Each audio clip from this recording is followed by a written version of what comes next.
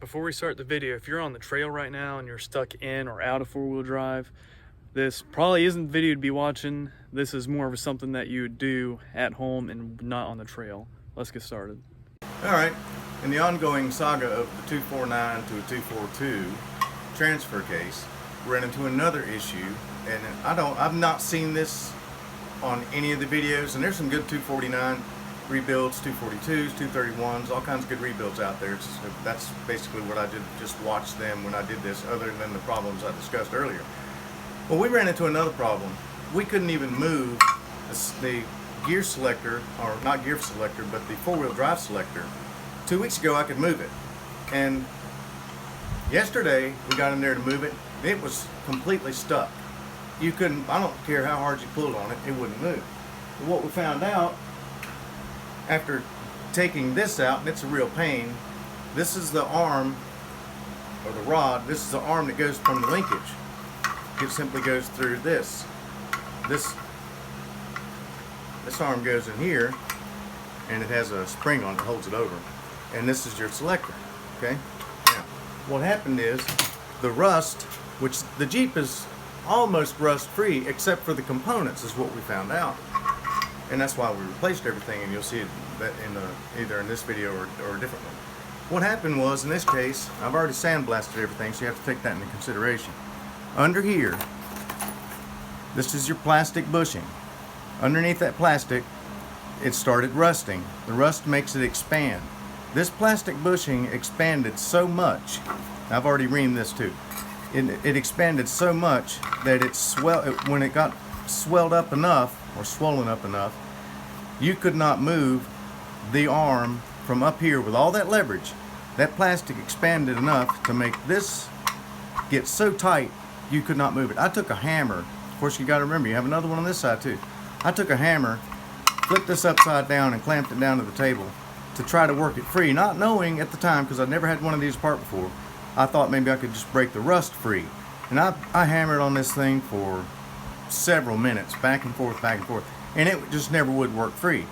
So I finally got it apart after a lot of choice words. Anyway, got it all apart, and that's when I found out that's why this is buffed off. There was so much rust under here, and there's your retainer groove under here, that it made that plastic swell up in that hole to where it would not rotate at all. So what we've got now, I couldn't find these anywhere online, so I'm taking a small mill, and I'm going to make my own bushings, just like the plastic ones, just like that one here.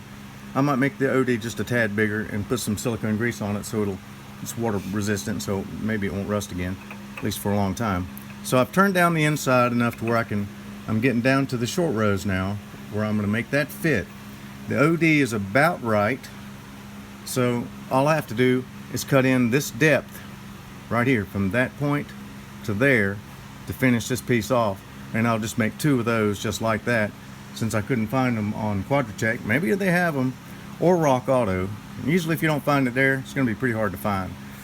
And I can make these about as fast as I can wait to order them. But maybe somebody knows where to buy stuff like this without going to the dealer, that is. I don't even know if the dealer would keep it on a 22-year-old vehicle. So that's where we are, and we're going to make new brass bushings, and we'll continue on that in just a minute. Now I know I need 8.6, and I'm at 8.52. So I need to take about 2 thousandths off for starters, 2 thousandths, which would be 4 thousandths overall, and that should be about right.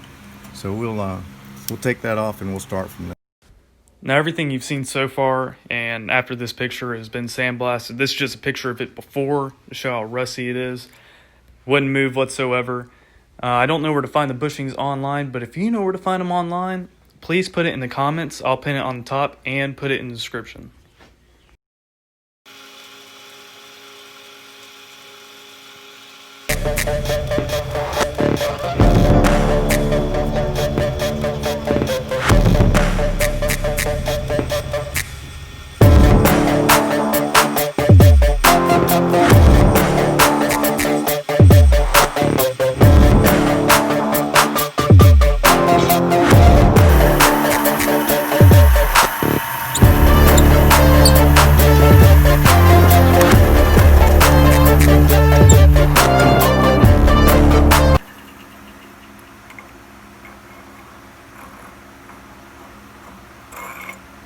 good.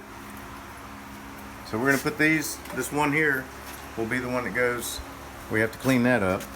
This one's gonna go here, and this one here will be on the other side, which will be actually turned around from that.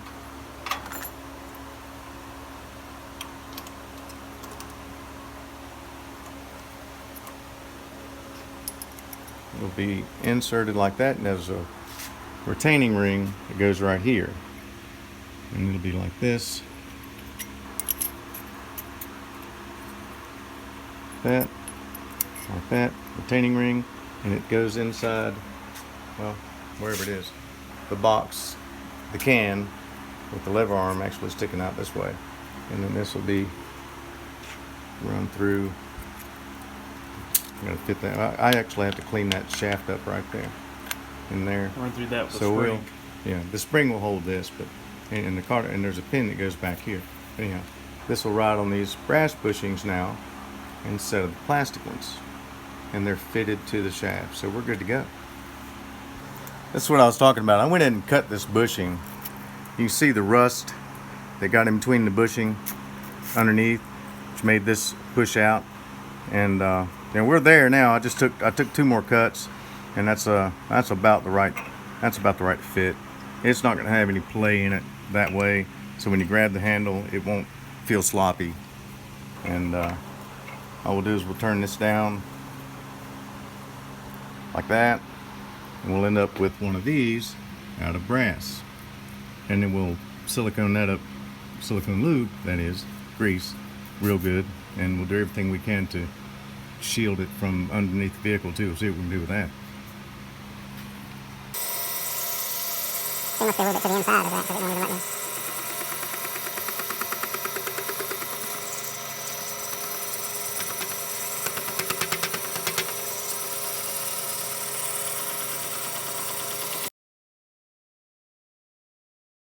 I know that was a crazy problem to have, but it's very plausible due to the rust. If you enjoyed the video, please give it a thumbs up and subscribe. I'll see you on the next one. We've got many projects coming up.